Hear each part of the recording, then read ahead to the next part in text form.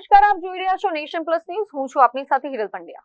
Gujarat chamber of commerce and industry એટલે કે GCCI ની અમદાવાદ ખાતે યોજાયેલી વાર્ષિક બેઠકમાં એક મહત્વપૂર્ણ નિર્ણય લેવાયો છે.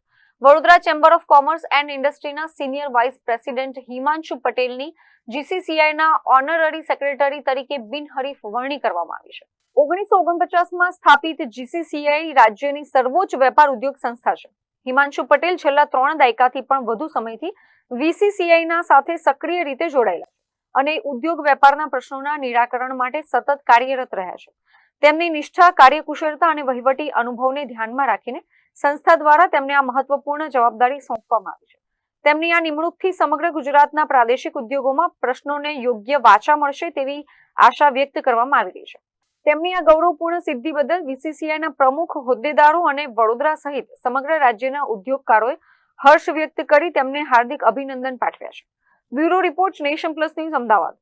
સમાચારોના સતત અપડેટ મેળવવા માટે અમારી નેશન પ્લસ ન્યૂઝની YouTube ચેનલને સબસ્ક્રાઇબ કરો, બેલ આઇકન દબાવો અને જોડાયેલા રહો Facebook, Instagram અને Twitter પર.